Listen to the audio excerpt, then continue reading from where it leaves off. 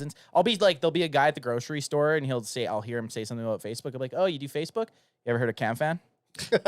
At Cowboys CanFan. Have you ever checked us out at Cowboys CanFan on any major platform? Because we're on all of them. Dude, go to tiktok.com/@CowboysCanFan. 20 years. Yeah, because he comes over and slides it inside of me and then starts working on my mic. Oh, is this going to be off the grid? So It's like I say our podcast is like a good Quentin Tarantino movie. You don't know where we're going, but by the end of the cast, you're like very satisfied with what just happened. First time I've ever heard him say that, but I said it. Well, I at least said it once before. First time I've ever listened to you. See, this is what I love about you guys. You just go with the flow. This is what I love about it. What I want to ask you, drink the whole time and we just get so But guess what? We will tie in the end. We tie up the loose ends that need to be tied. The ones that don't, fuck. No one remembers anyway. Okay, just give. I have a question. Give a clean crack him if you got him, ass. Go for it. Crack him if you got him, son. Let's go, baby. We have a channel, yeah. What's your channel? Cowboys CanFan. I'm gonna watch that. I'm Cowboys from Puerto Rico. CanFan. We're from Canada, yeah. Oh, okay. But yeah, we're gonna be cracking them if we got them, baby. Let's go. Not often are you gonna have the Vegas Strip shut down like this, so we're gonna take advantage of it. And we're gonna shotgun one for you, son. Crack them if you got them, son.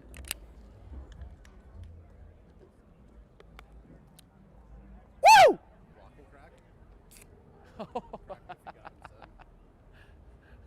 Crack him if you got him, son. You got rolling? Come on. I've never met a real Eagles fan in real life. I'm from Canada. This is my first time out of my country. Well, hey, I don't say this often, but go fuck yourself. Where's all the Giants fans? I don't see Only an Eagles fan would have to promote a Giants or a different club's signage to try to get friends. Crack him if you got him, son. Crack him if you got him. Hey, he hasn't heard though. Do you know who's winning the Super Bowl next year? The Cowboys. The fucking Cowboys. Got him! Okay.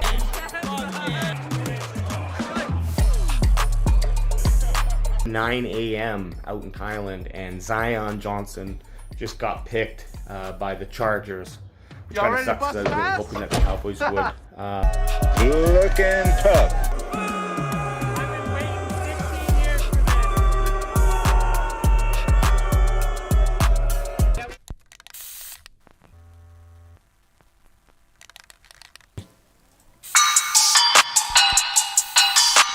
Oh, Age does have a headset. Yeah. Fuck yeah. Woo!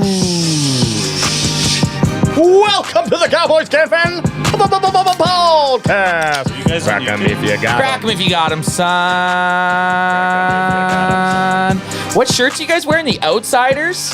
I feel like we've been infiltrated a little bit tonight. Yeah, it does feel like that. The bad guys are here. They're not the good guys. Bad guy and big sexy. Oh, Age, you're AJing us. You're AJ. Hey, I thought I thought that was me for a second again. I'm like, oh my god. So before we start to play some outsider sound bites here, I'm gonna give one of these. How about them Cowboys? Today we are joined I'm in hostile territory. by a couple familiar voices. Well, we got Nate Dawg on the couch, who is. I was actually expecting you to be wearing a San Fran jersey, Nate. Crack him if you got him. He's got the Outsider shirt. No, but do you see what Let me get on that. Oh, we're having a sock battle. You guys are putting me in.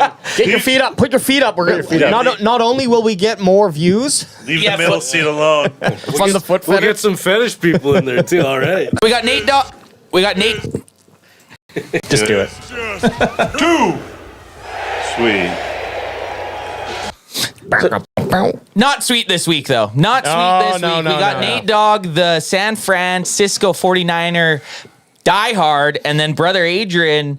Just to make sure, brother Adrian, I think he is here as a bodyguard in case we tried to jump Nate. Bodyguard and Crack'em tag team champions. They need 2022. They need to solidify that. So I'm raiding tonight. I gotta go in an hour, but I'm here to support my guy. So I saw a tweet today. Actually, it wasn't even a tweet. I just Googled it. I needed to post something on Instagram, which is at Cowboys CanFan on any social platforms. But I was looking for something to post today. And the Dallas Cowboys and the San Francisco 49ers have met each other, I believe, 8 times in the playoffs. Yep. Playoffs. And out of that 8 times, out of that 8 times, the 5 times, the winner has went on to win the Super Bowl. Holy shit. So that puts the odds at... Did you know that? Did you know that? So the odds of the winner of this game has very good historical odds. And who's the top on the 5? I think it's the Cowboys 3-2. I think the Cowboys are 3-2, and the Cowboys have the series 5-3. So for 5 play, crack them if you got them. Crack them if you got them. But I don't know what kind of itinerary we have going. I am scared of the 49ers. The 49ers, I think, are the best team in the NFL right now, and I'm sad that this wasn't an NFC Championship game. Yep. Like this should have been the NFC Championship game. It's kind of like in the 90s where when they were playing in the NFC Championship game, the Super Bowl didn't even matter because the winner of that game was going to win the Super Bowl. So it's pretty sweet that the history between the San Francisco 49ers and the Dallas Cowboys it's very, very rich, if you will. NFL's just, rubbing their hands and 2 NFC championships. Here's the other thing I read too, just kind of also going off last week, is the Cowboys game versus the Bucks was the most watched NFL playoff game, I believe. 30 million people since 1999. Yeah, 30 mil. When no one had an option but to watch fucking football. Yeah, that's pretty crazy. 30 million people tuned in, and I wonder what was that game? What was the percentage? That was Cowboys Tampa Bay. No, but what was the 99? The 99? Who even knows? The weird thing is, I wonder if they take into account like streaming, and you got to think how many people are illegally watching it. So I think I seen a stat where it was all the Cowboys CanFan fans. it was about 2% of the viewership for that game. Right? We wish we will. wish we will. We will. I think that was a stat I see. But you are correct. Like, how do you allocate all of the people that are watching it on DAZN or any other? That's what I mean. Streaming service. You plus have to think it's probably 3x that. People watching it on YouTube, even on illegal streams. Like you never know. There's this is really going way off from playoffs talk, but still very relevant. So just to answer the closest question I could get in that short amount of time, or answer to that question, was the wild card game in Tampa drew 31.2 million views. It was the largest NFL audience on ESPN and ABC since it had Super Bowl XL in 2006, and the second most watched non-Super Bowl game in Disney's history, and the most watched non-Super Bowl playoff game ever seen on the network. Crazy. So, for how long now? ESPN isn't it owned by interesting? Up until next week. Up until I didn't know Sunday. that. Up until exactly. But isn't it interesting that now we do have YouTube coming in and making the play to get into the Sunday ticket? Well, they did. They got it. They got. That's what I'm saying. So now next year. Now they're in there. It's going to be interesting to see how that adjusts the analytics, because you can get so much more good quality reporting on that opposed to DirecTV.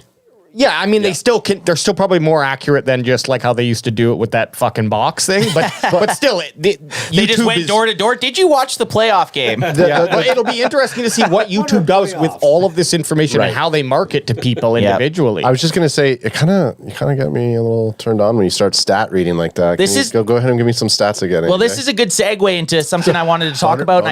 I didn't know when we were going to bring this up, but I gotta ask this right now. We talked about it a little bit, but I want to get Nate's input on it. So the 49ers played an afternoon game on Saturday. Yep. They now played this Sunday. The Cowboys played Monday night. The Cowboys team probably didn't get back to Dallas till 1 or 2 a.m. Meanwhile, San Fran's been chilling at home off a big George W. since Saturday afternoon. Is that a kind of bullshit scheduling a little bit? Let Nate, because that's the first thing that Nate and I were talking about when he rolled in early. So what do you think about that, Nate Dawg? Well, I think that it matters. But as Adam and I were talking earlier, is off of AJ's crazy take on Monday. Which one? I think that I think that it matters in the sense of resting your body, which I think is what you were getting to, Ant. But as far as preparation goes, I think you're prepared, and what's I mean, it's just about resting your body and resting your mind, getting ready for the game. I think it's definitely the body aspect of it's the biggest. At this point of the season, at 2 extra days, and then you got to even take into account the 49ers have probably were at in some sort of practice or walkthrough since Monday, right? Shannon doesn't take any time off. Yeah, so Monday, Tuesday, they're already looking up at the Cowboys. Cowboys probably didn't even have anything on Tuesday because, like I said, they weren't back in Dallas till probably 1 or 2 a.m. They were at the old White House there. the classic 90s house where they did the cocaine. But kind of what Nate and I were saying, you're this deep into the season, the whole preparation, you do need the days to prepare for the team, but it's more so the body. Yeah. And the fact that the Cowboys have to they have to fly their road game. So they're flying from Tampa Bay back to Dallas, from Dallas into San Fran. Like that does wear on the team. I don't think it's going to affect their preparation time, but it's definitely, I mean, to be honest though, like you kind of play the ball where it lies. They've already had a short week. Minnesota to back to Thanksgiving, like they know what a short week takes as a professional player. So it just comes down to, can our guys get as much rest? And this is why it goes so back into winning your division is so important. Absolutely. So that you're so that you don't have these road games. Like we're battling. Well, I think we finished the season off with 3 road games. And now if we want to make the Super Bowl, you got to go on 3 more road games. So winning your division is so crucial. Unless the Giants win. But then we'd still have to. You're right. If the Giants win and the Cowboys win, the Cowboys would get a fuck. I wish they would have lost. I really didn't want to play against you guys this weekend. I didn't want to play San Fran this weekend. Let's get AJ to give his take because he was he started to bring it up and then. No, I'm loving the conversation. I was gonna force it back in though. So thanks for. You're welcome. Do it. So like hey, I'll fight and interrupt you all when it's just you, just like Anthony, just like he just did. He's like, let Alex tell his take. Alex is literally about to start. Oh, I'll cut him off. But when we have challenging tag teams, I have to have your back. I just wanted to say that. That's right. And I would have forgot afterwards. So that's we are the Shawn Michaels, Marty Jannetty. Oh wow. Tag team. We're Hunter Hearst Helmsley and Shawn Michaels. We're DX. Yeah. That DX tag team. Yeah. Technically not a real tag team. Does that make Anth the Marty Jannetty of the... Anth's badass Billy Gunn? Badass Billy Bessie. There you go. So, missing those 2 days, absolutely. But it's the reality. So what I really hope is that they're not thinking that. Or you have to learn, and I'm sure NFL players can, you got to twist it to be like, everyone's expecting us that this is going to affect us. You want to be tired at the end of the playoffs. Not like you want to basically run your body down and then have your big fucking break after you win the Super Bowl, right? So I think it's more mental at this point. Obviously, if you have a fucking banged up knee, there's not much you can do about it. But as for just like feeling exhausted and feeling like, oh shit, we got the shorter week, trying to find a way to use that to your advantage, to build motivation, and like really dig deep into that extra gas tank. I remember this. I did jujitsu for a little bit, and I was not very good. But one thing it taught me is I remember the first couple classes I went into, people would just lay on my face, and I'd panic. That wasn't jujitsu, Alex.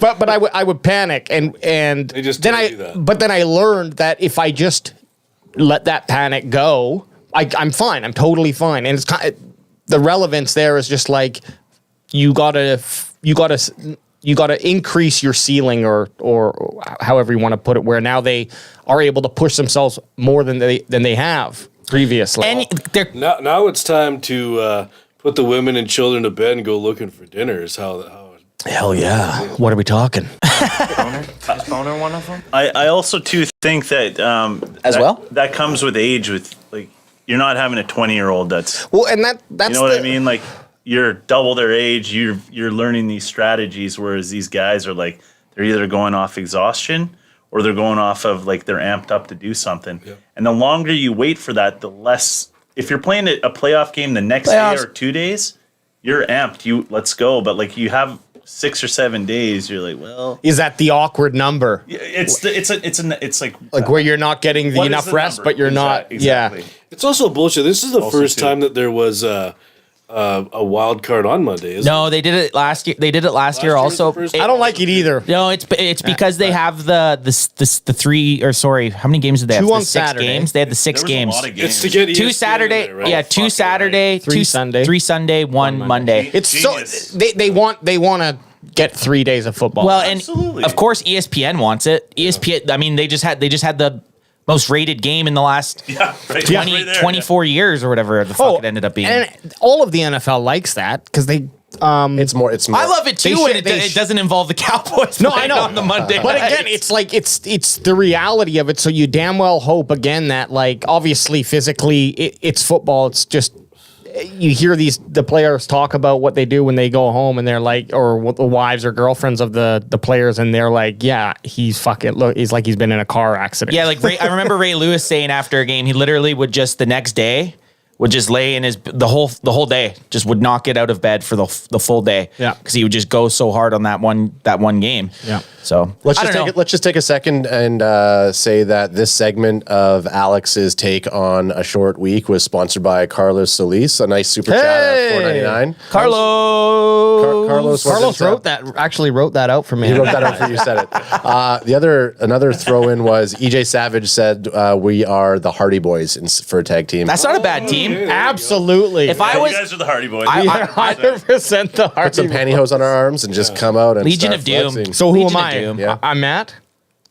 Matt and Jeff Hardy. You're Jeff. Who's the drug induced You're one? fucking Jeff. You're fucking Jeff. You're the DUI guy. I'm the guy who's like, what happened to my partner? You're the DUI. What happened to my partner? Hey, one of the- well, that's what happened to him. He just gets nonstop DUIs. Yeah. That's funny. Yeah. Well, it's not funny, He's but the it's, DUI champion. But you know what? They are acclaimed as two of the best wrestlers, ever. like tag team wrestlers. Sure. So there you Yeah, go. maybe. there you have it. Maybe not. Maybe But this is not a WWE podcast. It isn't. So what else do you got for us? What's up next? Well, I guess we can just look at the injuries because that's kind of a big concern with both Peters and Kearse having to leave the game early. So I did read a little bit about Kearse being okay. He said he was going to be okay. I didn't even know D-Law was hurt. I'm hoping that's just kind of... I think that's just at this point. Yeah, probably a veteran thing. Just get him a couple extra days, and then obviously Jason Peters. I'm not saying the good thing about Jason Peters being hurt, but out of any of the O-line to get hurt, Jason Peters gets hurt. Tyler Smith goes back to left tackle. Connor McGovern goes to left guard. It's not the end of the world. Yeah. Having like Tyler Biotish get hurt at center is way worse than like this format of Jason Peters getting hurt. We're able to counter that. Yeah, and He's a big dude. He's fucking massive. The guy looks like a mountain running. yeah, Kearse is or Kearse, however you say it. I say Kearse. But here's the big thing: Jimmy Garoppolo out. That is the Wow. sweetest thing that's ever been written in the history of fucking time. Man, you guys struck some gold with Brock Purdy. If I could re-crack this motherfucker on Jimmy G being out, I would. Get another one. Was Brock Purdy? Is he a rookie this year? Right? Yeah, he's Mr. Irrelevant. He was the last pick in the draft this year. Don't even fucking try to say that he's going to TB12 his way. What? He has a chance. He does. Well, I was listening to a couple hot takes that the way Purdy is playing is similar to how Prescott was playing in Prescott's rookie year. Yep. Confidence levels there, looks good. Doesn't look like he's shaky. So they're just kind of. I just was hearing. Has a great team around him. Yeah, solid team around. I got to say, like, if you're going into any type of situation, having the team that he has around him, it couldn't be a better situation for a young quarterback. Granted, he's made plays, like even against the Seahawks, there was a couple times that he probably should have been tackled and brought down for a sack, and the dude still got away and did his thing. Oh, Nate taking a screech shot like it's no business. I like that. I really like that. Yeah, well, that's what I like. How's he gonna play once he gets smashed in the face? Well, that's what I want to ask Nate. That's what Seattle. Like first drive in Seattle, he got nailed and he got up like it was nothing. Well, that's what I want to ask Nate. Allegedly. Has he had a game where he's had a lot of pressure on him? Like I haven't watched many San Fran games. I think I think the Brock Purdy game was the Seattle game was the first time I had watched them. Let's bring up their schedule so when they can talk about it. I would say that this is the first time that a team actually, I think, had to game plan for him. And this was the first quarter, the first, I think, 3 possessions of that game were the first time where Brock Purdy was truly tested in the NFL. And he looked, and then obviously it was a tale of two halves. They were losing by 17-16 going into the second half. It was a great first half, though. And then San Fran just ran away. They just fucking smoked the Seahawks. That's a big divisional. Fuck them. That's a big divisional win. I will say this: they say in the NFL it takes teams about 5 full games of film to be able to start finding tendencies of players. And here we are. And what's he at? This is gonna be his 8th game, 8th or 9th game. Is that it? I thought he had more than that. Here's the truth. 6 or 7. There is the most available amount of footage on Mr. Purdy right now. Especially now under pressure and... Oh, yeah. So each game gives a little bit more away. But like I said, a true football team who's confident in what they run and a true good scheme, it doesn't matter if you know what they're calling. The point is like, sure, you could, like, obviously to an extent, right? Yep. But the point is that it doesn't matter if you know what we're going to do. We're still going to do it, and we're going to beat your guys anyways. Well, the scary thing with San Fran is when they have a receiver open, he's open by fucking 5 yards. Yeah, like there was no Seahawk anywhere near McCaffrey. Not even close. Yeah. It's not even close. It didn't even look like anyone was, or Kittle for in the second half. It didn't even look like they were playing defense on them. The dangerous thing with the San Francisco. So let's just talk about defense, and then we can talk about. That's a lot of fucking W's in a row. That is. I was just going to say. Let's look at the specifically like since Brock Purdy. What type of defense Brock Purdy's been playing. Well, what was his first game? I don't even. It says right here. So Sunday against Miami. So, but he only came in the second quarter. Okay, so that doesn't count. So Tampa Bay would have been his first start. Yeah. Yeah. Miami came in. Yeah, he came in. So 1, 2, 3, 4, 5. Well, and the playoffs. He's played 6 games. 7 games. Oh, where's the postseason up here now? Okay, so jumps. So he's played 6. So this is his 7th game as a starting quarterback in the NFL. But like I said, when I was watching him, and the scary thing is when he had the Seahawks getting in on him, he looked composed and he still would make plays with his feet. Yeah, but look at the defense that he's had to go up against. So Arizona, Washington, Seattle. Go down, Alex, please. I mean, there's nothing wrong with Washington's defense. Arizona, Las Vegas, Washington, Seattle, Tampa Bay. I see what you're saying. So like that's not the Cowboys defense. So this is the first true defense. For sure. For him. I have a question here. And sorry, I had to cut you off. I had to cut you off. Boots on the Ground does a nice $20 super chat. Oh shit! Yeah. Money to start off the GoFundMe account. You guys need to set up and get you guys to join me in San Fran this Sunday. Let's go. Yeah, did you guys look at tickets for that? Boots will be on the ground. So they jumped up to when I was looking at San Francisco tickets before it was announced. It was about $240 a ticket. They're at like $500 a ticket. Wow, that's worth buying them to sell. That would have been more if we would have just preemptively. I honestly thought we were going to be playing against. If we made it, I thought we were going to be playing the Eagles. I thought the Vikings were going to beat the Giants. Yeah. So that game made me a lot of money, by the way. I took the Giants. Nice. Sweet, yeah. Nate, yes. What was to go see the game? Do it. What was the big change? What was the big? I'm going to go now. Okay. What was the big change in this first half of the season to the second half? Obviously Purdy, but even before then, Christian McCaffrey. Oh, hey, that's it. When did he come into play? Oh, right where those W's start fucking. Right where it was. But it even took McCaffrey. It took McCaffrey a couple games to get going, or was he injured? No, he was good right away. The bye? No, but after the bye, look like he wasn't the leading rusher. Yeah, but he was still scoring touchdowns. Okay, I'm just saying. Yeah. 89 yards by Mitchell, 59 yards by Mitchell, 30, and then McCaffrey took over. But still a threat, though, right? Yeah. He's a threat, but. It's not answering the question. Doesn't matter. We can move on. Your original question was when did they start winning, and it's when McCaffrey came in. Okay. He didn't really actually do anything till week 13, so I don't know that really fully is.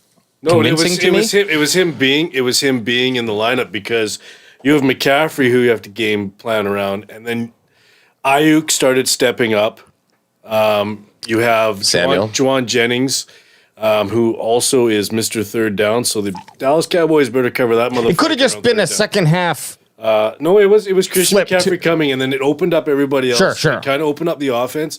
It kind of was the piece or the ingredient that Kyle Shanahan's offense needed, and then the defense started taking over. It really kind of was just that was I would say McCaffrey coming in was the catalyst for sure. Well, I just want to. When was the first crack if you got him? What was his first game with you guys? It was against LA. Yeah, on the week 8. Week 8. So he has had 1, 2, 3. He actually hasn't had very many. Oh no, I'm going the wrong way there. Sorry. He's had 1, 2, 3, 4, 5, 6, 7 rushing touchdowns.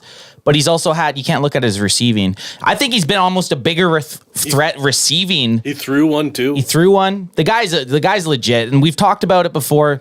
The 49ers, they have a quarterback who's finally tying them together, but they have literally Pro Bowls at every spot. Yeah, they have McCaffrey at running back, Deebo Samuel at wide receiver, George Kittle at tight end, Trent Williams at tackle, and then their defense, they have their O-line, but their O-line. Well, yeah, Trent Williams is a beast. Yeah, their O-line is what's going to probably Aaron Banks has only allowed 0 sacks all year. Yeah. So that right there, when you have those offensive weapons that you just listed off, plus that O-line to protect the quarterback, but then that doesn't even start their best player on the team. Their best player on the team is probably Nick Bosa. Crush on like Nick Bosa. their whole team's just good. Who, by the way, when I see Nick Bosa play, and I'm not saying it because I'm in with you guys, that is a fucking how a Bessie would play fucking football. I wish we were fucking honestly just fucking saying that. That is a Bessie right there.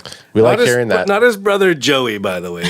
Just crack him if you got him on that Nick Bosa comment. Just a fucking Bessie Bosa. I wish I had his fucking abs. Holy shnikes. What a thirst trap. Jeeps. Do we have a chance though, you think, guys?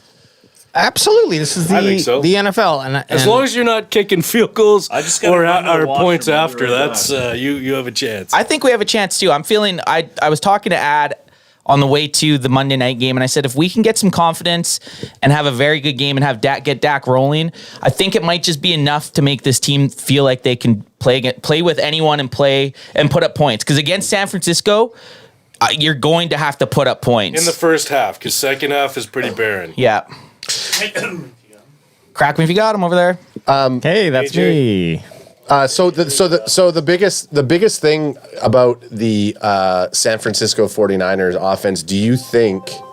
There it is. There it Time of the month. 6:30. Don't know what his alarm's setting for 6:30. That didn't quite work. No, that didn't quite work. Yep, that didn't quite work.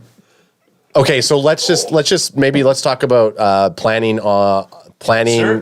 What does the defense on the Cowboys need to do to the offense? As cliche as it is, we have to get pressure on Brock Purdy. It's literally the only way that you can beat San Francisco. You have to shake the rookie hasn't been shooken up yet. You have to finally be that team that gets in there and knocks the shit out of them early, man. Parsons, baby. Micah Parsons is scary. He is a scary fucking player. Eight pressures on his little lonesome led the week last week, I Hanging out believe. in the huddle. Yeah, he did. I saw that. You posted that in the chat, I think, didn't you? I saw. Maybe I did. Someone did. Yeah, someone did. Micah Parsons 8 pressures led wild card weekend. Here's the Like us right now. the thing that we need out of the defense is to continue that pressure, man. As I said in our post game, that the intensity that they were coming with, and that might have just been me watching Micah Parsons way more. Like I was watching him pretty heavily, more so than I have all year. Because usually I'm like, oh, Parsons is going to get in. I'm just going to watch another guy and see. But this was a fun way. Is he hurt? Because at the end of the game, don't say that. What was the deal? Hey, yeah, you're not. So Yeah, what the fuck the hell is that, Nate? You know what you're doing. You know what you're fucking doing. doing, No, I don't like you know what fucking you entry call motherfucker. You're pre-cogging us. What does that even mean? It means that you're about to get stone cold stunnered through a table.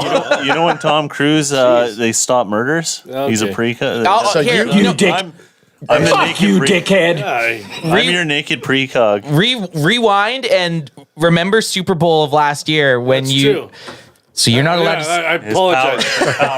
No. So Parsons has been Banged on up? field and I didn't predict it, so I think we're okay. there is. I bet you will find out more in the offseason. I do think that there's something, but it's not limiting you him. guys said at the end of the game that that happened. Like, Okay, so I have a theory. I was just going off what you guys were Okay, saying. so I have a theory. So there, and hear me out. Since we're talking about defense, and what, just to try to make sure we can kind of contain the conversations a little bit. Yeah.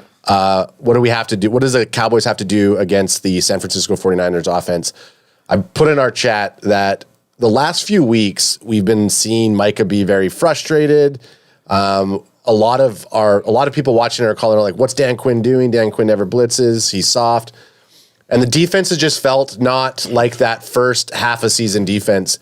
My question to the crew here, and this could be based on Micah's frustration and why he could be really frustrated because they're not going all out on certain things. He's holding him back. Has Dan Quinn been holding out on some of his defensive schemes and waiting until we get to the playoffs?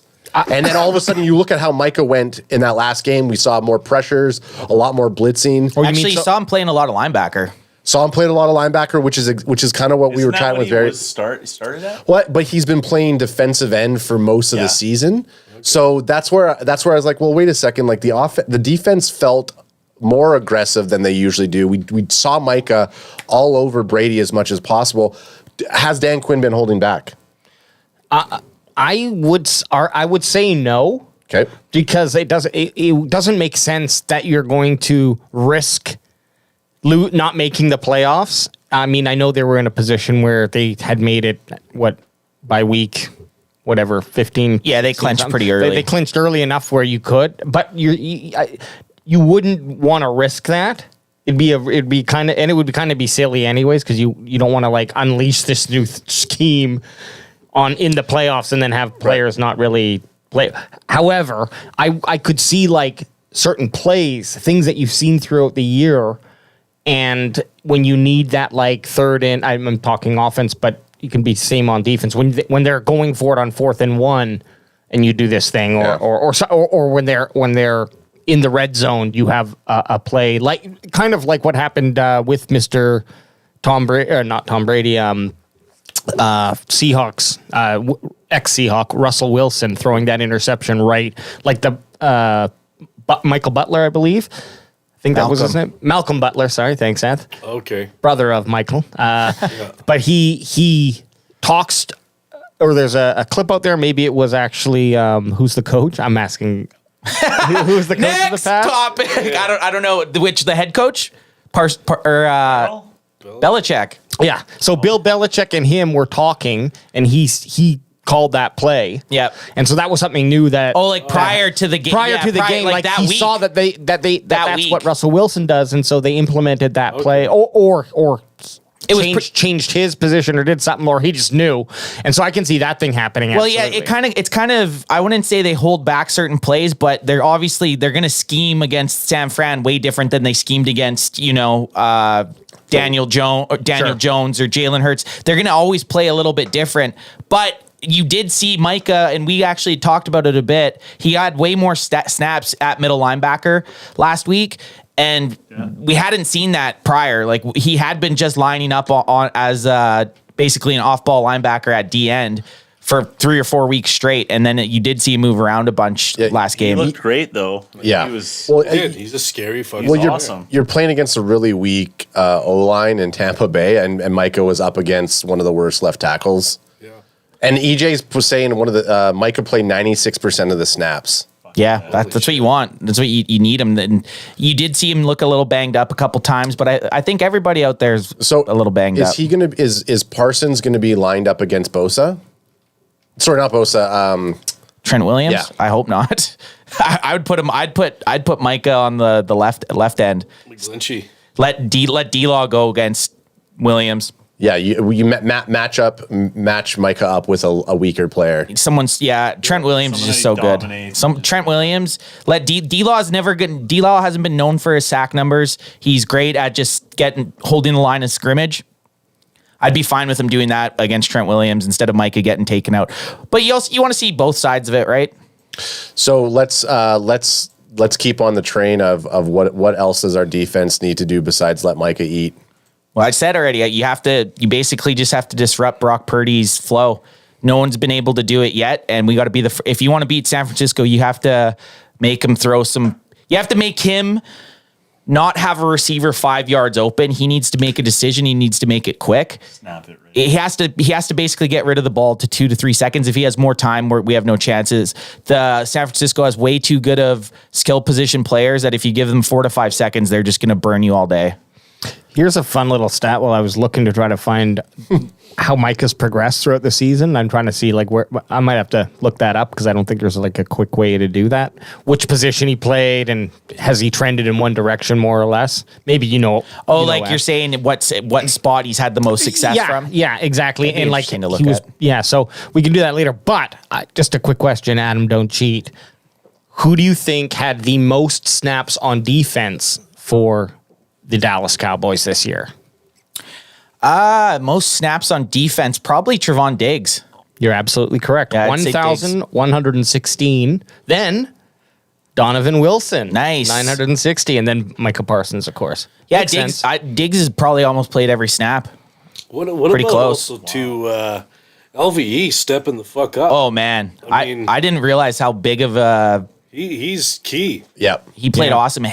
Jonathan Hankins was out. You said it during the game, too, is you didn't notice how important LVE was to the defense until he missed a week or something. He missed three. You said weeks. that on the previous podcast. Last week. I've always been against it. Like last year, I rode LVE pretty hard. He had a great game against San Fran actually last year in the postseason. Yeah, he did. And then this year he's been very, very good. And when he hasn't been in, it's been a complete opposite defense. So props. I'm at the point that I really hope they re-sign him for next year. And just to top it off, because I have the data here and it's kind of fun. Who has the most snaps on offense? This is going to be a difficult one. Noah Brown. Negatory. Oh, it's gonna be an offensive lineman. It's gonna be probably Zach Martin. Okay, you know what? That's something you have to omit. Offensive lineman. Because, you're right. Yeah. So just omit offensive lineman. No offense. Besides offensive lineman, who had the most? CeeDee Lamb? No. I'll just tell you. Tell me. Tony Pollard. Oh, wow. I wouldn't have guessed that. Yeah, that's pretty crazy. 569. And then Zeke. Too.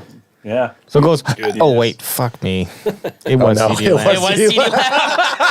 Okay. Because as soon as I switched over, it resorted, of course. CeeDee Lamb, because they've 1,015. Yeah, because Zeke and Pollard have been switching up, right? CD's out there. Yeah, as soon as I said it, I was like, I was like, well, that's weird. But also, Pollard has more snaps. It makes sense. He had that game. Okay, enough of that fun stuff. Adam, you had brought something up in our chat here. Crack him if you got him. So we keep hearing Mike McCarthy. Yeah. So if we want to now move over to the Cowboys offense and what does our offense need to do against the 49ers? One of the things that I kept hearing people, and I don't know where they get this information from, NFL insiders, but a lot of people were saying finally Mike McCarthy got out of the way and let Kellen Moore cook. I don't think that's true. How do you find out if that is accurate? I don't think. So that would insinuate that Mike McCarthy's been making some sort of play calls, and if that had been the case, you would have heard of that way sooner than as soon as you found out that the offense had been lacking, they'd be like, well, Mike McCarthy needs to stop interfering and let Kellen Moore do his thing. People are just speculating now that they had this offensive output that something changed, but I don't think it did. I think the thing that changed is Dak had a very, very good game. Our quarterback had a great game. And we should be talking about that. What happens here with that type of thing is we know people have, especially in Cowboys Nation, people have a lane that they've been driving in for so long that they cannot turn around now. So whether they're saying, oh, we're going to lose because of this, or, oh, we're going to win because of this, when the opposite happens, or when it does happen, they'll try to spin it to use their point. So this is just people who are maybe, I guess in this case, pro Kellen Moore and don't like Mike McCarthy, and they're spinning it that way. So someone said, "Oh, this is true, no proof, and then people start spreading it as if it's fact. I see it factual all the evidence. effing time, and yeah, I do it as well, and I'm okay with it. So you don't think that's a factor? It's just kind of Mike McCarthy I doesn't think- call plays. I I don't think think- he has since he's been in Dallas, and I don't think he was doing it this year. My impression of Mike McCarthy is he knows how to coach football. He's not new. If he was like a new coach, a new head coach, then I would maybe question that a little bit more. But he's done this thing for so long. Like I think he knows his position that he wants to be in, and it's not taking on calls, or if it is taking on calls, then he's going to continue to do that. I don't think like he's making a shift.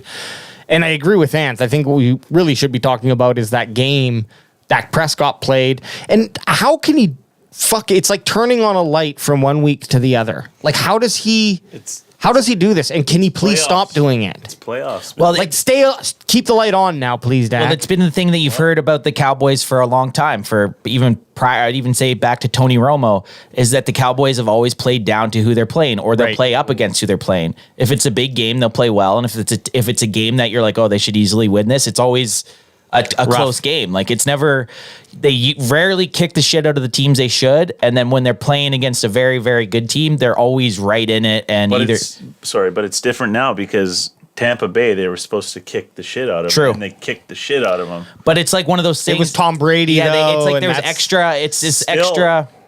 Yeah, I guess, but at the same time, The way I look at it, yeah, it's awesome that we beat Tom Brady. Yeah, it's awesome that we finally got a road win in 30 years.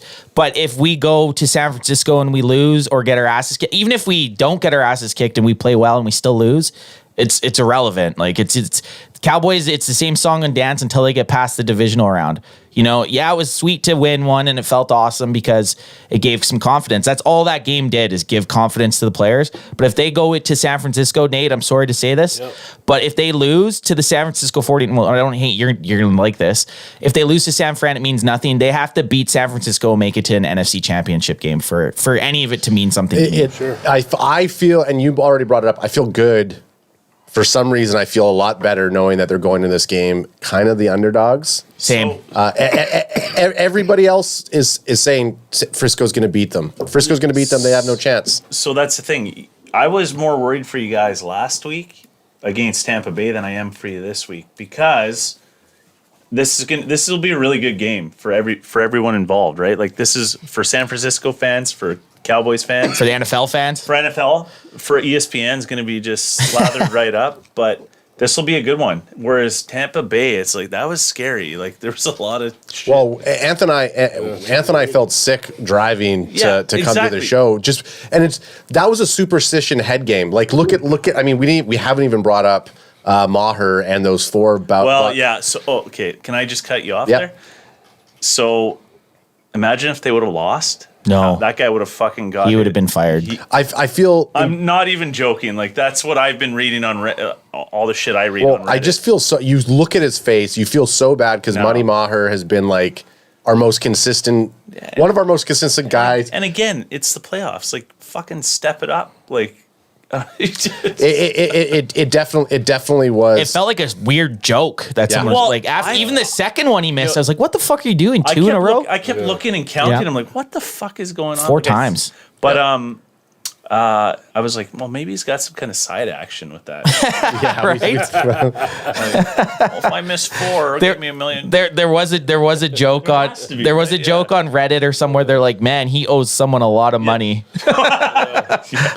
I mean, I don't like. They Like were the replacements. but they were so close that I mean, hey, he's very accurate. So if anybody could miss by making it look like he's trying, it could be Money Maher. Yeah. You know what I mean? Like it clinked every single time. But going back to that, like that was a mental thing. They had this thing that was stopping them in everybody's head to get past Tom Brady, to get past that wild card round. Cowboys are going to do Cowboys thing. How many times do we always hear that? So the fact that they won that game and they shook that off and they're going into a game where they're the underdogs, I feel I would rather be in that position. Yeah. And the than coaches them. have a lot to say for that. Like the coaches manage that and say, listen, you missed whatever. On to the next one. Like, don't worry about it. These are kids that are like, well, I missed. They brought a kick. They brought a kick. There you go, right there. They brought a kicker in today too. They signed a kicker to their practice squad. Is this him? That's him. He looks great. Is this the new kicker? Look at those moves. He could be a really good wrestler or like that entrance. Ooh, hey. He's just missing his big hat. So what we're watching for the audio listeners is I don't know, a GIF here of Big Mike doing some sort of dance with the Dallas Cowboys chain around his neck. That's him as logo. he leaves Disneyland all the time. I don't even know if you could is that a dance or is it more of like I don't know. a strut? It's a strut. It's kind of like perhaps A like shimmy? Ursula walking towards that's- Ariel in The Little Mermaid. No, that's someone paid it forward and copped his McDonald's supersized he's meal. stoked. Pushing through. Got it. Oh, Mike McCarthy. Big Mac. What I'm trying to find out is the I don't know if we shared it in our chat. I'll look in a sec here, but the predictions, because everyone has predicted, or a 9 out of 10 predicted Cowboy San Fran. Yeah, but And I wanted to bring it up because the scores. I wanted to talk about the scores. Good. Well, find that. Let's ask someone who's watched all of the Frisco games. What do we have to? What do we have to do? What does Dallas Cowboys have to do to beat your defense? I think first you can't say Frisco, right? Like that's San Fran. Yeah. Sorry, Niners. What do you guys call yourself? Niner fans? You can't say Frisco. Champion. What Frisco Nation. What does the San Fresca 49ers need to do? The Francescas. What do the Francescas need? What do we need to do? Where's the holes in your defense? Well, I'll tell you what, against the Seahawks, it looked like the secondary. Javarius Ward got outplayed by Metcalf, so it'll be Javarius Ward probably and CeeDee Lamb. And CeeDee Lamb's looked good the last 3 fucking weeks. Sleek, running beautiful routes, catching touchdown passes, confident. Dak Prescott, and I've been a fan of Dak Prescott for years. I think this is the best Dak Prescott has ever played last week. Maybe his best game ever, the most meaningful game he's played in, played really well. Your offensive line held up. Your team needs to bring whatever the fuck it is that they ate and they brought last week, and they wanted to destroy Tom Brady. They need to bring it to a whole fucking team now and destroy the team. You guys took Tom Brady and maybe ended him. Yeah. And maybe he was only good as Tom Brady's been this year, basically in the fourth quarter. For 3 quarters, you made Tom Brady look like, I don't know, hopefully Jimmy G. Yeah. Jimmy G, he's on a lower level than anybody else. Well, you're right. I mean, we need to crack him if we got him. We need to bring that same game. And we need San Fran to make some mistakes. San Fran has to make mistakes. We need. I think another big thing. Crack me if you got him. It's kind of obvious. Crack him if you got him. Is we have to win that turnover battle by a good margin. I mean, Dak threw a near flawless game. Yep. Ran the ball really well. Ran the ball well. That's key. That's key to Dak's success. He needs to use his legs, man. I mean, there was nothing exceptional about the play they ran on the near goal line there, and when Dak rushed in for a touchdown. Nothing exceptional about it. Wasn't like a huge fake. Tony Pollard just ran a simple out and then faked the handoff. It was very simple, and I like that. It's simple, but he conquered his fears. Yeah. Well, like Anthony Vink were saying, he's actually playing. He's going for it now. He's not afraid, and you can tell. It's not. Tell. I might get hurt. It's fuck it. Yeah. And that jump. You're right, Adrian. You can tell. And that jump that he did, that fucking Superman, unnecessary Superman dive. Like in Madden when you're trying to quarterback slide, but you hit the button wrong and you just launch yourself. You go up for the end zone, the hurdle over the end zone. He looked like when in Wolf of Wall Street when they're throwing the little people against the dartboard. That's what he kind of looked like. Is that when he had the turf in his? Yeah. EJ Savage says, sorry. I was going to, it was about but I'll bring it up after. Kilo with us, by the way? Go ahead. Kilo's here. I have You're bringing it something else? Okay, so EJ Savage says this. I want to get your guys' take on this. One of the biggest points to make is we let Connor Williams walk this year because he was horrible against the Niners. We drafted drafted Tyler Smith as a result to bring toughness and strength. Let's see how much of an impact that makes. Facts. Fuck. Tyler Williams absolutely throttled. I think it was Tyler Williams? Oh, Tyler Williams. Tyler Smith. Sorry. Yeah, I'm gonna. Tyler I had Smith that up. absolutely just steamrolled. I don't know if White. it was it White? Yeah, the running back. I'm gonna pull that up now. Well, yeah. Because it's the biggest clip on YouTube when you search Tyler Smith. Let me know when you bring it up. Not YouTube, Twitter. Yeah, there it is right there. Tyler Smith was brought in for San Francisco game. He is the level of physical we need. So watch me. He's in the end zone here. Just bounces him Here on. he is right here when it resets. It's quick, so it's a little hard to see, but he bounces and then just... Boom! See you later, buddy. That's the toughness I like. Someone was looking somewhere else. Yeah. Did they see my fantasy background? Oh, yeah. Oh, yeah. Oh, yeah. Yeah. So Oh, yeah. 2 questions there for you. Or it's one. I'll wrap it into one. Okay. For you, Nate Dawg. Just looking at the offense, like how do we stop individually Debo? How do you stop McCaffrey? And how do you stop Purdy? From what you've seen so far, like what would you implement? And hang on, let me get my notepad. Record him. Yeah. How do you stop? I think it could be also you got to let them beat themselves. Maybe they're too confident. Here's and I don't know if we're gonna get to this. I just gonna say this now because I've been thinking about it for a while.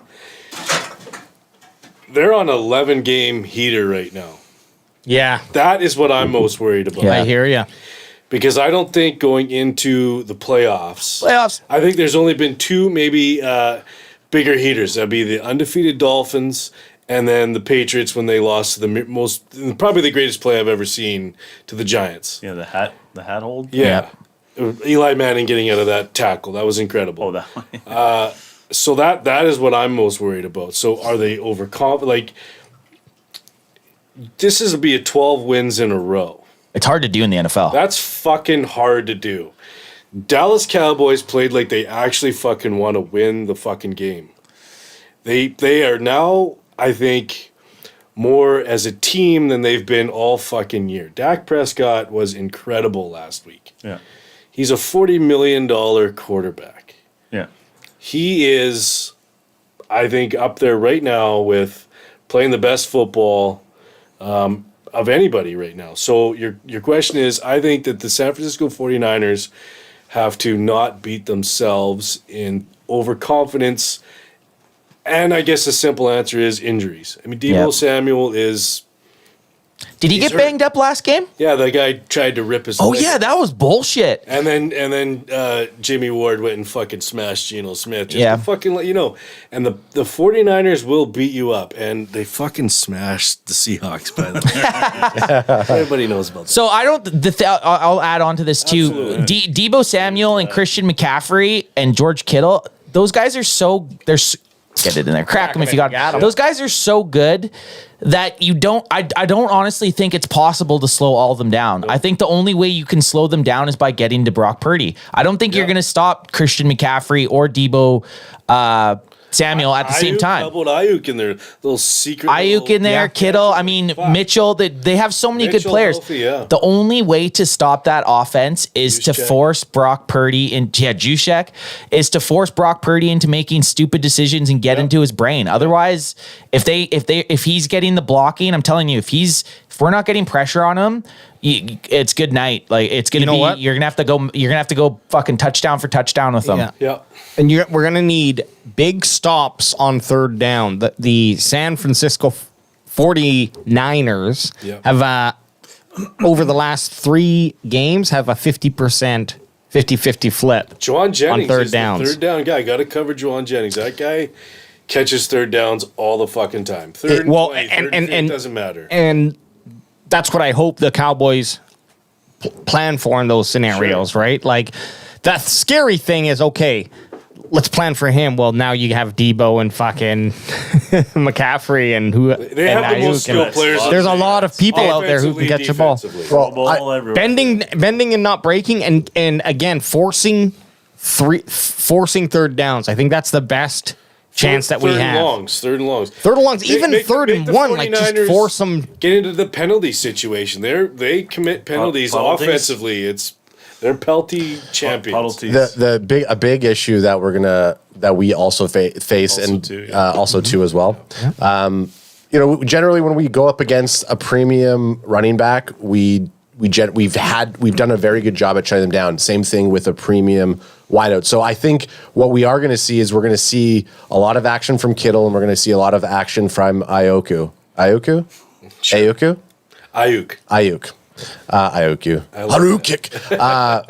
Because you know that they're going to be covering Debo and CMC as much as possible, and then it's just going to open the other offensive weapons up, which I think when we look at other past games where we shut down Mixon and we shut down Jamar Chase, Dalvin Cook, Justin Jefferson.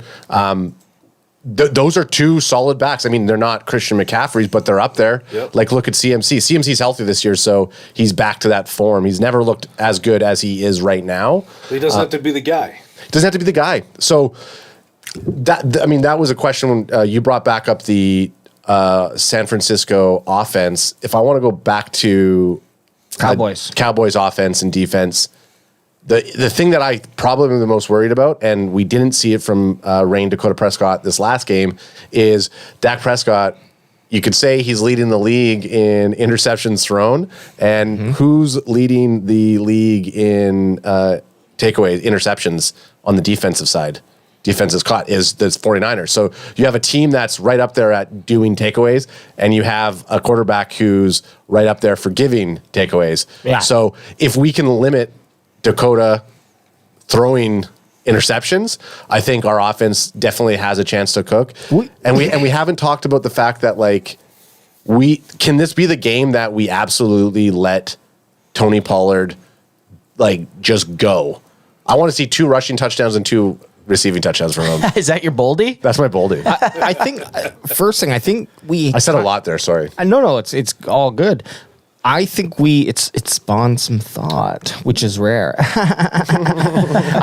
It feels that smoke wagon and see what happens. it feels like Pollard already maybe is the lead back. Yeah, I think he is. He had way more. He had way more carries. Last week was the first time I noticed that he was noticeably in there a lot more than Zeke. And Zeke definitely was coming in and doing some dirty work, hard hits, the dirty work, which is great. And what was the first half of I don't remember.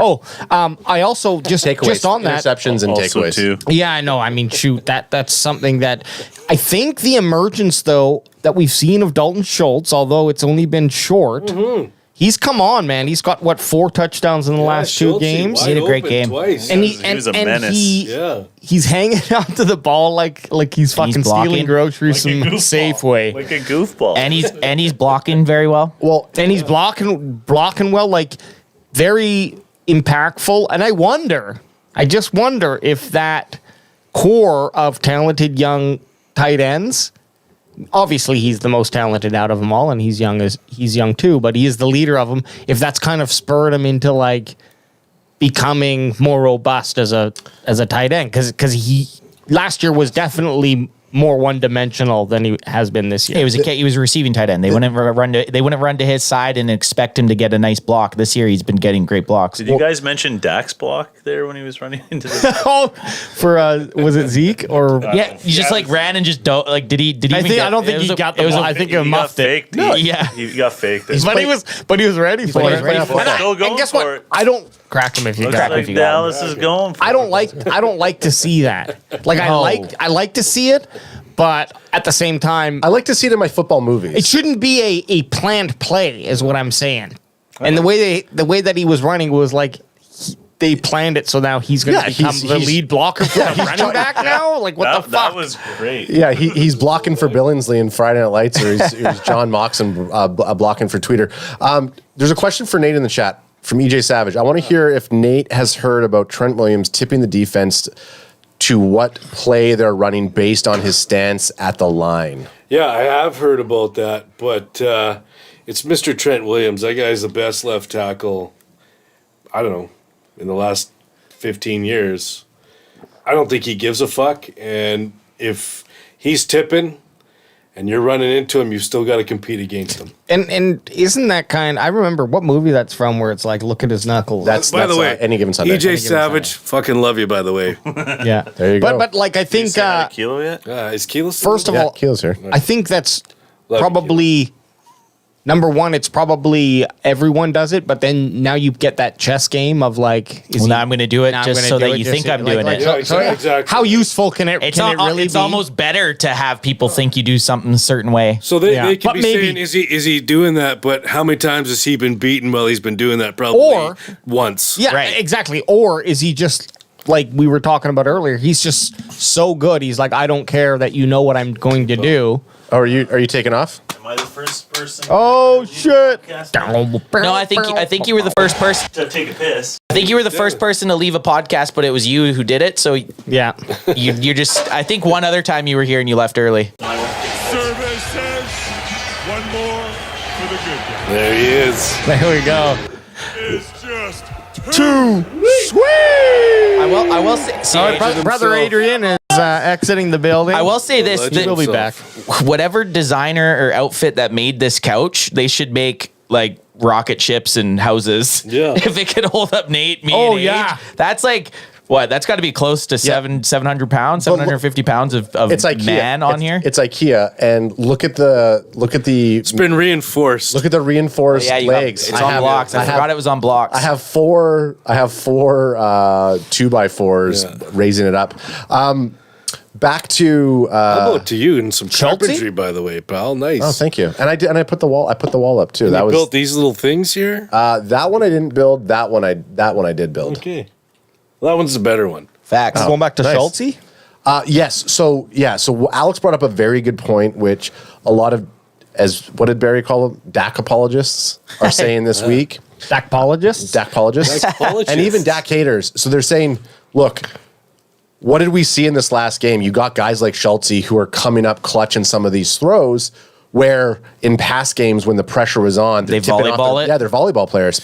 So when we look at a team like the San Francisco 49ers and what their secondary or their defense can do, are we worried as a Cowboys team that our wide receiving core is going to turn into Team USA all the way volleyball team? No, I think this is the best our receiving room's been. Now that every week that T.Y. Hilton's here, it's just better for the team. You got They've mentioned that too. He's helped. He's now that third guy.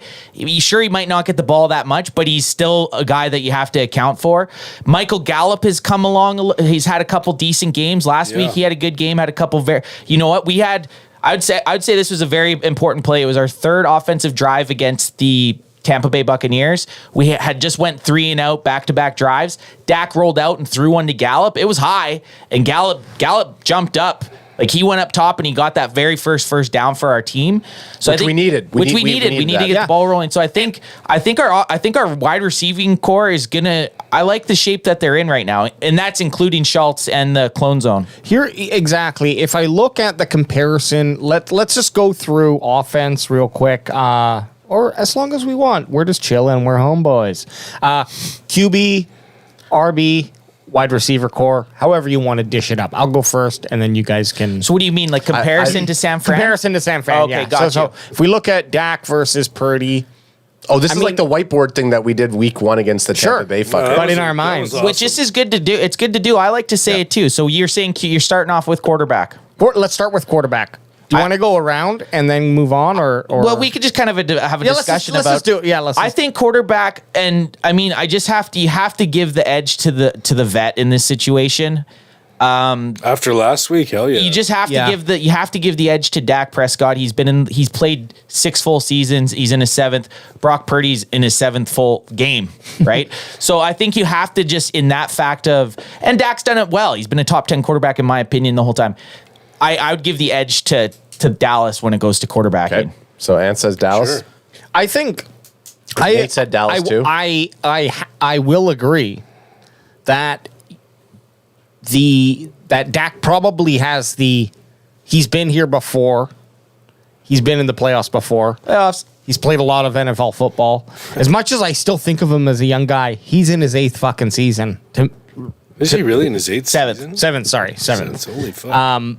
But still, 7. I mean, still fucking a lot of football. He's twice the length of the average NFL career. Like he's a veteran times 2. But my mind could change with if Purdy ends up beating us and then ends up winning. You know, like he could cement his status as being this fucking stone cold killer, right? Like this is never been done. This is what I wanted to say about him being a rookie.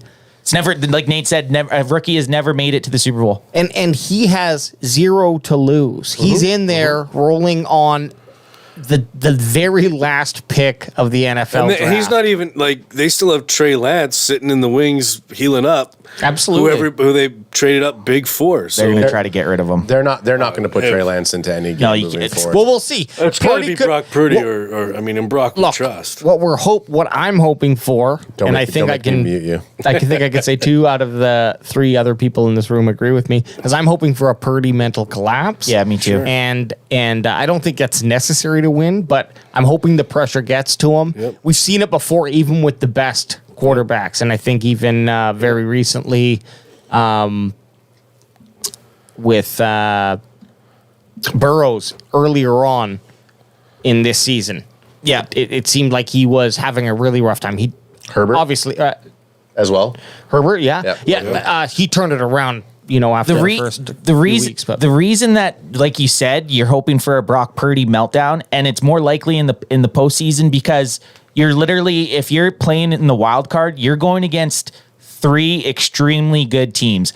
Sure, the Seahawks weren't the greatest. They were still a good team. Like the Seahawks are still a good enough team that they're better than they're a playoff team. They're better than the average team that you're going to play against in the regular season. And now they got to come and play against the Cowboys. And if they beat the Cowboys, well, now you're either going to more than likely play the Eagles. It's hard to beat for a rookie quarterback. 3 completely different teams with great coaches, great players, consecutively. It's never happened. A rookie quarterback has never done it, and eventually it has to happen. Let's just hope it's not this year. It's hard to do something that's never been done, especially in the NFL against fucking professionals. Against a guy like Dak Prescott, 7 years in the game, plus revenge on their minds from last year. Yeah, the revenge game. Nate took my big point. I think to kind of what Alex was saying about Brock Purdy, where he's playing with nothing to lose.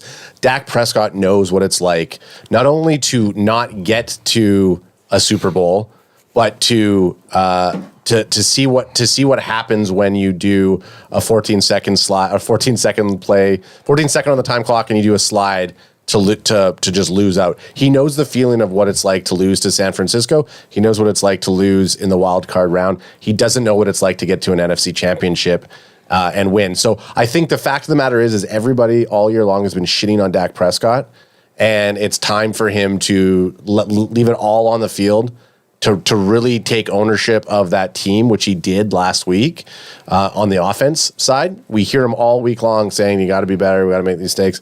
He actually proved it, right? He is that veteran. My edge goes to Dak Prescott because there's just way more on the line for him opposed to Brock Purdy. One's going into the running back discussion. Yep. It's close. It is. You got Tony Pollard, Ezekiel Elliott, and then you have Christian McCaffrey and Elijah Mitchell, right? That's his first name, Elijah. Yep. I honestly have to give Sam Fran it, though. Yeah. And just because they also have Juzak, who's considered a running back. He's a fullback. I do have to give San Francisco the edge for running backs. I mean, Christian McCaffrey is a fucking beast. Tony Pollard, it's close. It's very close, though. But I'm going with San Francisco with the better running back group. Your shit can block and he can catch. He can run the ball. Fullback. Yeah. Hey man, last of the Mohicans. You're obviously going for San Francisco for this. Well, only because, like Ant said, because of Usyk. Because Elijah Mitchell, unproven, hurt all the time. So if Mitchell was out and it was just McCaffrey, and I mean Pollard's a fucking awesome. Pollard's fucking awesome, and Ezekiel Elliott does not get enough credit for his blocking. He's kind of like a fullback right now. Yeah, he kind of is, honestly. Well, so that's a very used fullback. Yeah, EJ Savage said earlier, I think Zeke is crucial for this game in the pass blocking department. Desperately need to help on Bosa. Oh yeah, you got to chip him. Routes. You got to chip him.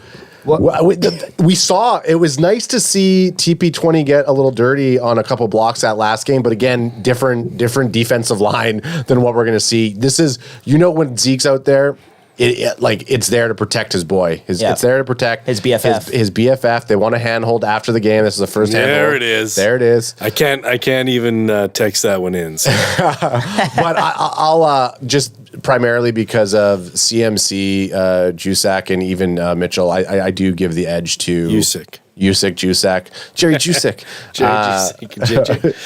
I give the edge to Uzis, the Niners.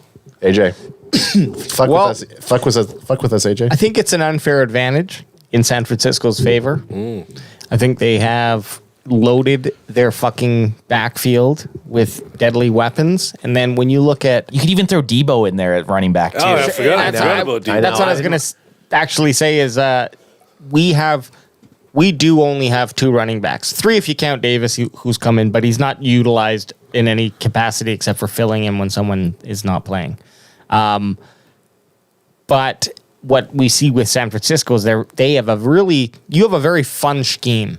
I like the San Francisco scheme, but it's because of the weapons that you got available. So let's just look at the actual running back position, because Debo's going to be a wide receiver, but it is true. He can run and does often. One of the biggest plays last year in the wild card against him was that Debo Samuel handoff touchdown against us. So I think just for all those reasons, anyways, and they still beat us even without him. Even if you don't take Debo into account, I still think they're ahead of us in the running back. Close, it's close. But the biggest thing that I think unfortunately really has been makes the Cowboys lower on that ranking, whatever you're thinking in your head, would be Zeke's trending in a downward trend in terms of his yard production. Now he's coming in and running and not being detrimental when he's getting the ball.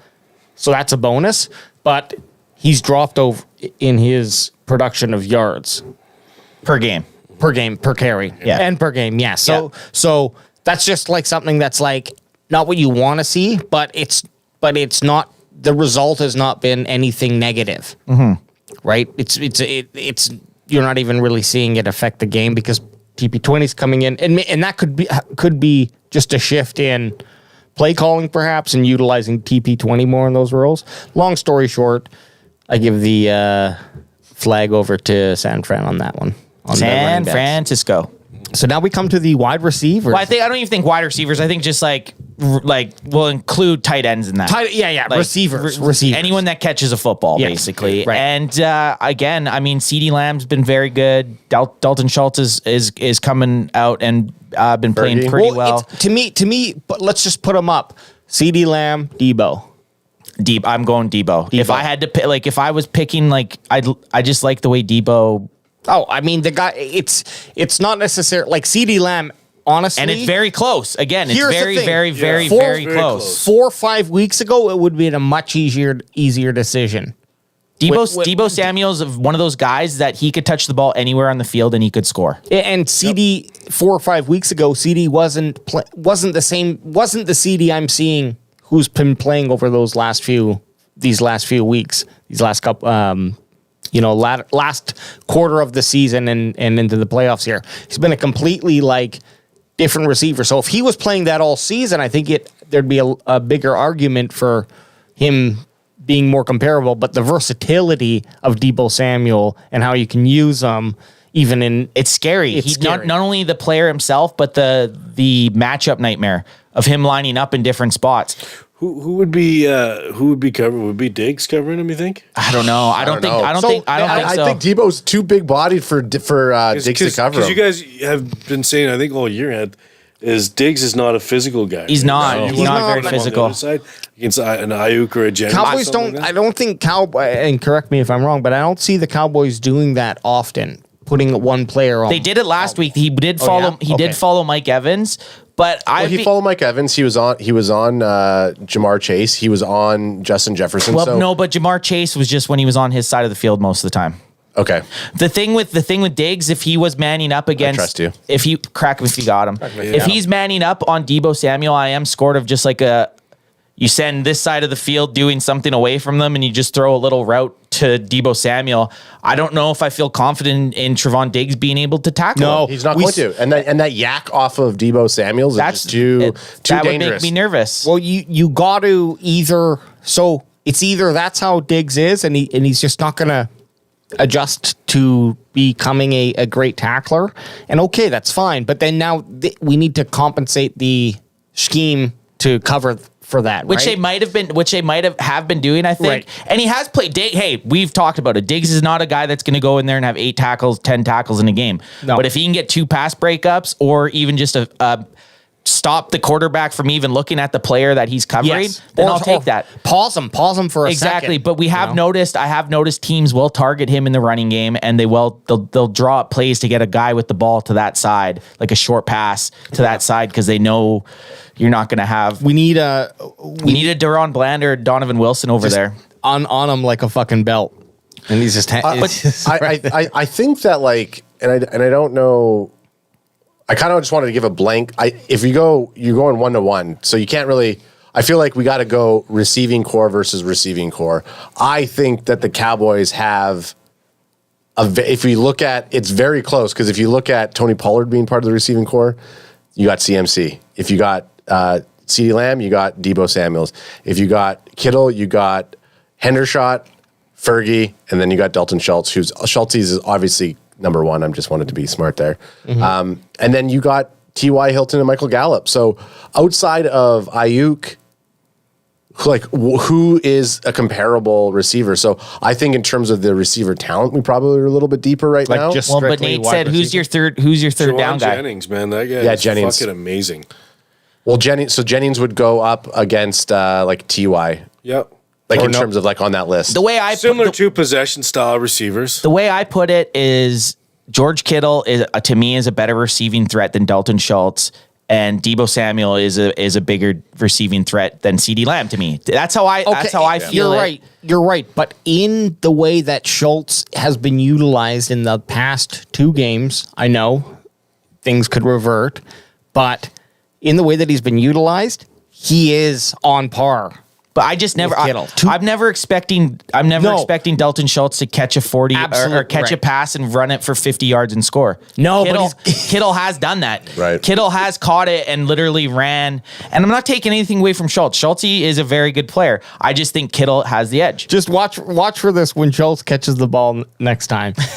and he catches the ball, and then when people come to tackle him, he stands tall. He grips it like it's a loaf of bread right in between them, bag of money.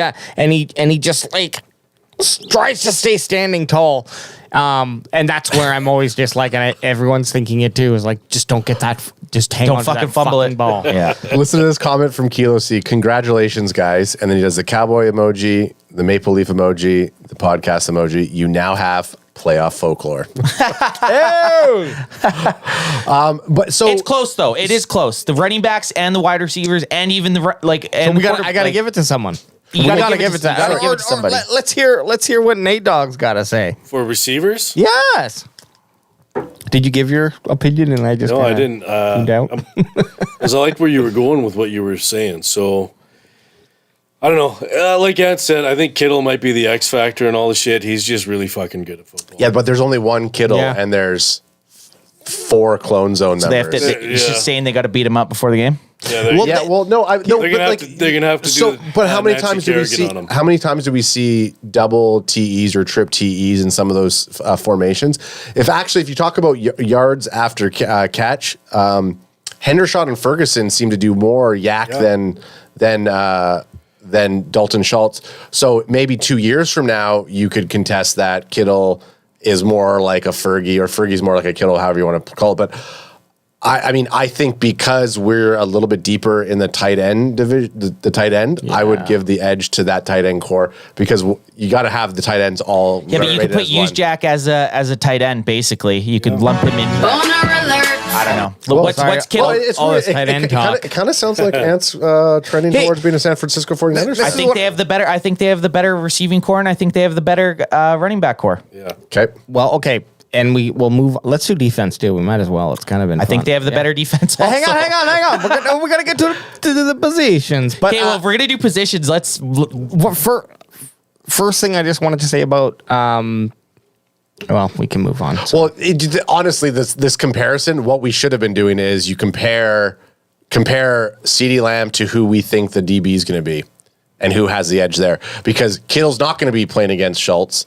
Schultz is going to be playing against whoever your middle linebackers or let's incorporate that thought in these last three. Yeah, Fred Warner. DLLB, DB. I'm just going to go through all of them right now. Defensive line, Nick Bosa is the best defensive lineman in the NFL. It's hard not to give. I mean, Micah's a great generational player, but I still think San Francisco has an edge. I mean, I think that did you say they didn't lead the league in sacks, but no, I didn't say sacks. Turnovers. I said takeaways. Interceptions. Yeah, takeaways. But Nick Bosa is very good. Again, it's fucking close. These teams are both very good, but I still think the defensive line linebackers they have the edge, and I think we might have a little bit of edge in the secondary. I think so. I agree with that. That's my three. I agree with that. Yeah. But like what I like about this conversation that it's not like it's a blowout. It's fucking close, man. Like, and you say, let's go to compare the wide receiver to the DB, but it's not that. It's you're comparing like a Nick Bosa, and they don't even play the same position, but a Nick Bosa to a Micah Parsons. You're trying to think of which guy is a similar, and each team has that guy that's similar to the next. Yeah, right? like who's Nick Bosa going to be lining up against? He'll probably be most of the time. He'll probably be going against Tyron Smith. He'll be left end. He'll be going against Tyron Smith. Good. Yeah, which will be a great matchup. That's two Hall of Famers right there. That's where, because to me, we look at the wide receiving weapons, and obviously when we're going like that, it's going to fall back down to the quarterback. So but you could think about that. But you could take out Deebo Samuels if you can get to the quarterback. Like Deebo's not going to be a non-factor if you can get into Brock Purdy's head. But we could spin it every way this way, right? For just a comparison, you have to think of. It's basically you could go either way. You could have went. I think the Cowboys have the better D-line, or I think the Cowboys have the better linebacking crew. It's at the end of the day, it's all personal opinion. Look, I know that Bosa is the best, I would say, and some people would just say, no, that's just an argument. He's not, but he's in the contention for probably everyone's list of DLs. Statistically, he was the best.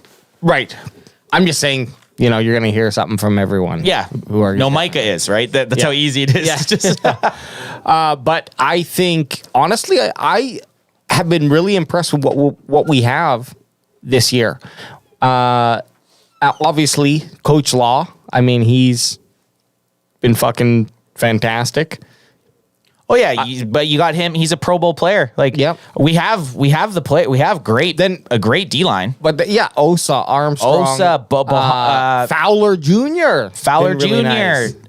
Fucking even Hankins back slanging and banging in the middle of the field. Like and this is why it's going to be such a good game, because there's so much star power in this game. That's why this game should have, if the NFL was rigged, they would have rigged it to have this as the NFC Championship game, because it's just that good. There's so many young playmakers. But this is why the NFL is rigged, because we're going to win against the San Francisco 49ers in the divisional matchup, and then we're going to see the Philadelphia Eagles in the NFC Championship when we have our starting quarterback and they have their starting quarterback for a trilogy fight.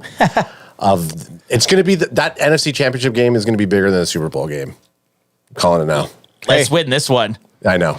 We're talking simulation talk, the playoff folklore. I don't know anything about these 49ers linebackers either. Fred Warner, very good Pro Bowler. Right. All Pro, I'm pretty sure. So he's good. These guys have absolute. But are they going to beat Parsons, Van Der Esch, and then who is it? Clark or Barr? They kind of been. Barr was playing more. Yeah. Barr was playing more. I just think with that all-pro middle linebacker roaming the field, that automatically gives them a very, very... I mean, Micah Parsons, again, is an all-pro. Yeah, but they're different. They're both linebackers, but they're such different players, right? Like, we'll see. It's going to come down to a couple guys and how well they can do it for their team. It's like Ad said, at the end, it's literally going to come down to who plays better out of Purdy and Dak Prescott. Well, who do you get... Who do you give? I gave D-line to Cowboys. You're going D-line Cowboys? Yeah, that's and it's so close that it could. Good. Who do you give linebacker to? I still go with San Fran because of Fred Warner. I mean, at this point, you have San Fran winning the game. No, I don't, because I just said it comes down to what quarterback plays, and I took Dak Prescott. He's making the measure of winning very, very. He's basically got a specific. He's basically putting it towards Money Maher. Is Money Maher going to be the deciding factor? I hope so, and it could very well be. I'm going. This is what it comes down to. We're going against a team. How many wins? 10 and 11 in a row. 11 in a row. They have a plethora of Pro Bowl players and all pro players. They're a good team for a reason, and they have good players for a reason. And I ranked a couple better than what we have. Doesn't mean it doesn't mean we're gonna lose. It just means that they have talent. But it's any given Sunday, man, for a reason. Sunday. Either of these teams, you could play 10 times, and they could go 5-5, right? But all that matters, or one could go 9-1. All that matters is who plays the best this Sunday. And then finally, Nate, did you do your DL? Well, I think 49ers. 49ers and linebacker. Fred Warner's all world, man. He is. So okay, and then finally, the only thing Nate said quarterback. Actually, Anthony and Nate are pretty close. Nate said quarterback and secondaries are to the Cowboys. Everything else was to the 49ers. Okay. Anth, I think, agreed with you on secondary D-line. DB. The secondary. Can we say tie? Can you cop out and say wash, like it's a wash? Well, I think you can say that. Oh, sure, I guess, yeah. Because I think D-line for me would be probably our closest wash. Okay, yeah. That's fine. And wide receiver would be close too. I'm glad you said wide receiver, because that's exactly where I'm at with wide receiver. It's so close. It's so close. I don't know why I'm glad him. Fuck it's him. so close. That's fine. I think that's totally fine. If you can't see it, I'm not going to make. It's not good to just force someone to make a coin flip and then like if you don't see an obvious forced. Yeah.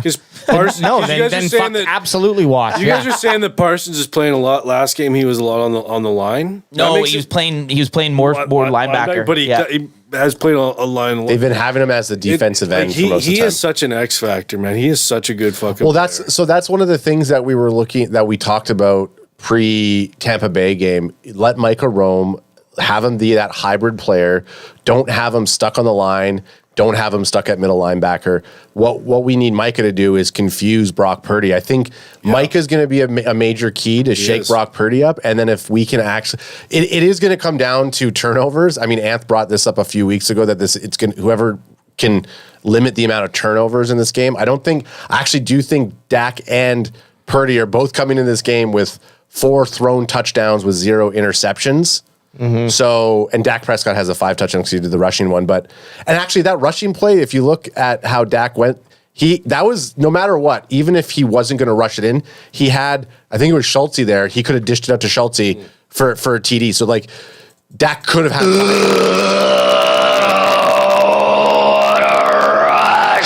Nice. So Dakota could have had 5 throwing touchdowns that game. Mm-hmm. It is going to come down to who's going to give the ball away. And I think it's going to be somewhat high. I do think we're going to see, if you look at the Cowboys secondaries with Diggs, Kearse, Nishan Wright, Bland, like all these guys know how to pick the ball off.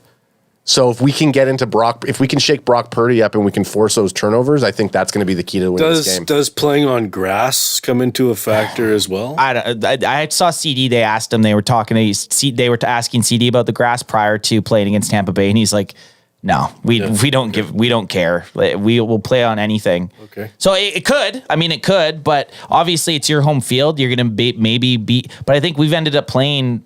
It's a shit field too. Well, I think the San Francisco 49ers are just as afraid of the field as the Cowboys. The field thing gets brought. I mean, both teams have to play on it, right? But it is true. I mean, remember, and so this is inside baseball or behind baseball. I can't believe I said inside baseball. I haven't said it for a while. Behind baseball. Mm-hmm. It's like when you play lacrosse and you go play in New West on that wooden floor. Every other team that you play against, it's all concrete. You play on the wooden floor. The bounces are a little different. You're just not used to it. So it is a factor to a certain degree. Maybe not for CeeDee Lamb. They're not probably thinking about it, but I think it's a thing that gets brought up by people with shows more than it is to the players. That's just my. These guys are fucking thoroughbreds who've been playing on grass fields their whole lives, right? Yeah. Like it's not like it's the first time they've ever played on a grass field. They played on one against Tampa. Like Adam was saying, I think. Come on, man. San Francisco fears the grass too because they have a lot of lower body injuries all on that field. Yep. We've been pretty silent on the chat. I'm going to just give you guys some sound bites here. And then after this, we can roll into score predictions. And boldies. EJ Savage said, Adam, whatever happened to the yearly awards? That was supposed to happen weeks ago. Alex and I talked about it. We're going to do it after season completes. Alex, it's Ant's and mine fault because we haven't voted yet, but we're going to have a dedicated show to primarily to that. So we are getting to that. First year doing it, so we're a little rough on how we're actually. We should have never said it at the. We shouldn't have made it as like a calendar year thing. It should have been a Cowboys season. Yeah, the end of the Cowboys season. And we're gonna get to that next year. Yep. This year we're rolling out a little rough, but it's gonna be done. And we'll get to it at the as Adam just said. But before we do that, or you're still going to do some more chat stuff? Well, I want to just read off what, because as we're talking, everyone's commenting on it, and I should have had it in there. We'll end with and Julian 424. And I told him I'd get to it. He asks, I'll just get to it right now. Who is the scariest player on the 49ers that we will have to stop in the game? Bosa. Oh, Bosa. Okay. Bosa, like as good as a Christian McCaffrey and Deebo Samuel are. If Nick Bosa's on and he gets at Dak a couple times, that could be the difference of the game. Yep. Deebo's going to be the scariest player out there. I'm very confident in our O-line. They've been bandaged up this entire season, and they've done very well There's never been a complaint from anyone. Our O-line's been very well. Yeah. Played very well. So I think Deebo has the most potential to fucking You gut think us. that's the safest bet? I think it was like last year. He was the guy that fucking gutted us last year. I wouldn't. Now I hope we still win, but I wouldn't be surprised if we see Deebo have like 166 reception yards. I wouldn't be surprised if Deebo and Christian McCaffrey both had over 100 yards. I said CMC in the chat, but it's a toss up for me with Bosa. I'm going to keep rolling through some of these. What things. about Nate? Nate said Bosa. Oh, you said Bosa? Okay. I didn't hear him. You've already been blocking out Frisco fans. all of those are all very fair. Well, yeah, and it's the same. Again, when you could flip it to the Cowboys, Micah, Tony Pollard, and CeeDee Lamb. Like those guys could potentially all be our best player. Come, hey, I'm going to throw. Watch out for Schultze too. On the some list, Schultze right? action. No. He's finding his way to get open. The question was who's the scariest player on that on the San Francisco 49ers. So Schultze's answer has to be disregarded, please. I'm sorry. Just want us to get unblocked. This is just a fun note for all of us to look at tonight while we're in bed. Just watch the sounds of the sidelines. Kearse, Lawrence, Peters, Dak, and Martin are such great leaders. That's from EJ Savage. So we're looking forward to that. I'll be watching that as soon as I get home. So EJ Savage says better running back corpse. Ooh, I don't fucking know. Truthfully, that's a toss up for me. Yeah. And then Fair. Boots says right now it's Deebo and CMC, but that will change this Sunday. Boots, hot take from Boots, who will be at the stadium in San Francisco. He said he was already going to send us a ton of footage.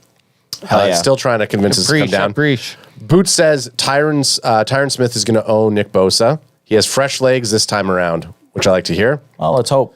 What else do we got here? Let's keep on rolling.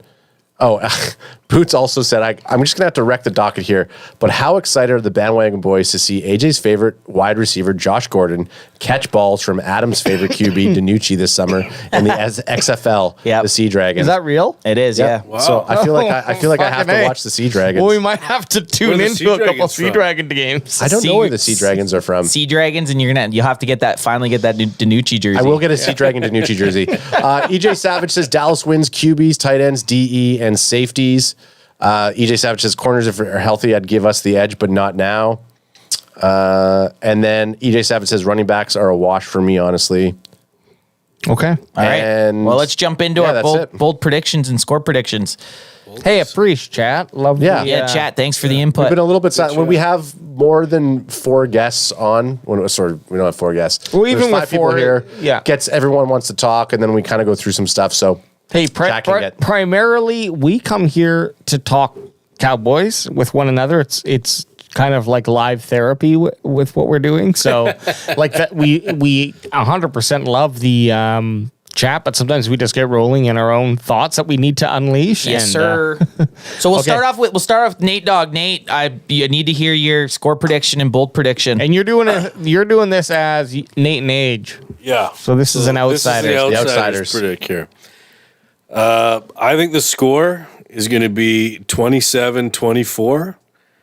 It comes down to special teams, which we haven't talked about, by the way. Facts. What was that? And 27-24. I think 27-24. Gold is gold. Yeah, we know who he's fucking cheering for. And my boldy? Yep. I think Ezekiel Elliott is the best Cowboy other than Dak Prescott on the field. So my boldy is Ezekiel Elliott. 2 touchdowns, 123 yards rushing. I do like that you went bold prediction on the Cowboys side. Respect. Yeah, well, That is fair. And who do you think's going to win the game? Well, San Francisco 49ers are going to Kill me. Which is why I can't be here on Sunday. So who do you got? Well, so my score is going to be a little bit higher than that. I'm going to go. I'm going to go 41-37 Cowboys. 30. Wow. Okay. 41. Actually, can we just look quickly? Do you still have the 49ers games up? I just want to see what is the most that's been scored on them.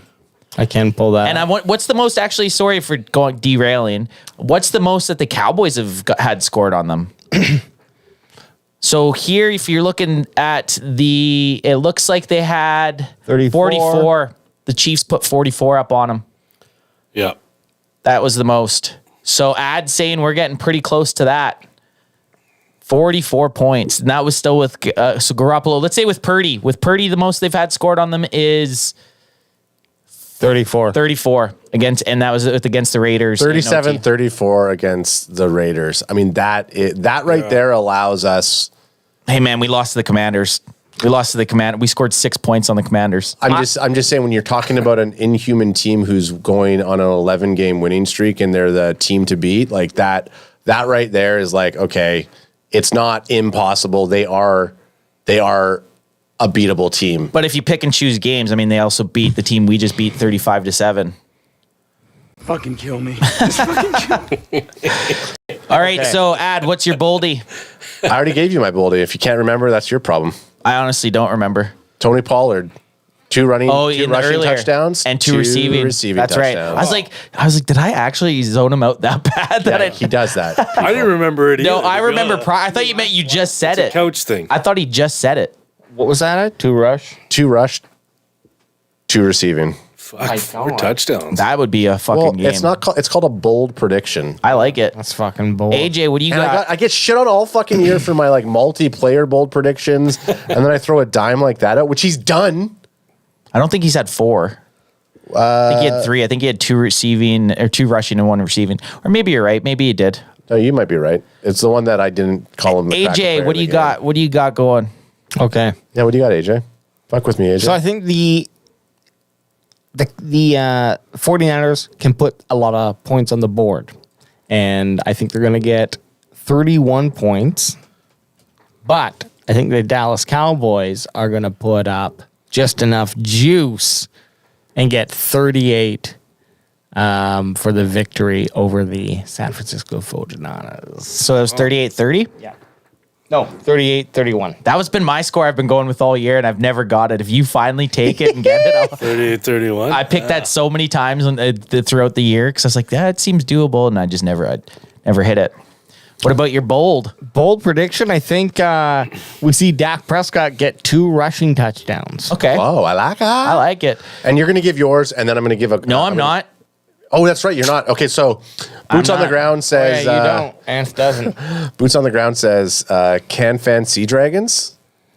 Sea Dragons or the XFL team. We're going to have anyways, I thought. Sea Dragons CanFan? Sea Dragons CanFan. Look, I don't want to focus on the effing Sea Dragons. I want to focus he says on these. Cowboys win 40-34, so similar to my score. That's right, a 40 burger. Boldy's Turpin finally gives us a punt return TD, and Diggs gets a pick 6 off Purdy in the first quarter. There you have, nice. There you have Those are it. beauties. There you have it. And that was the only Boldy in the chat. But I mean, so let's talk. So Sunday we're gonna go live an hour beforehand. Well, I won't be working, so I'll be here an hour before. Yeah, let's do it. What time is the game? Game's 3:30, which is a weird one. I mean, come over. Let's watch the Bills-Bengals game. I'll come over earlier to watch some. Might as well come over, have some lunch. Yeah, I'm actually gonna bring some pizza. I'll bring some pizza. I'll bring a couple boxes of some za. Yeah, and I mentioned to Nate, do a call in with him at halftime. I can do that. Nate Dawg. We're going. Nate Dawg. We ain't gonna be friends come this Sunday. Oh, hang on a second. But we always love having you on, man. You're always a great guest. I love the show. Thanks for having me on. Appreciate being in the jungle here. Whoa, I was just gonna say a couple other bolds as it was coming in, but it's all good. We'll be here early. We'll be here early, man. On Sunday. Thanks for tuning in. Woo! Hey, for the bandwagon boys. Oh, for the bandwagon boys over there. And your host Deathfest over here. We outside. He's sober. He doesn't know. See you Sunday.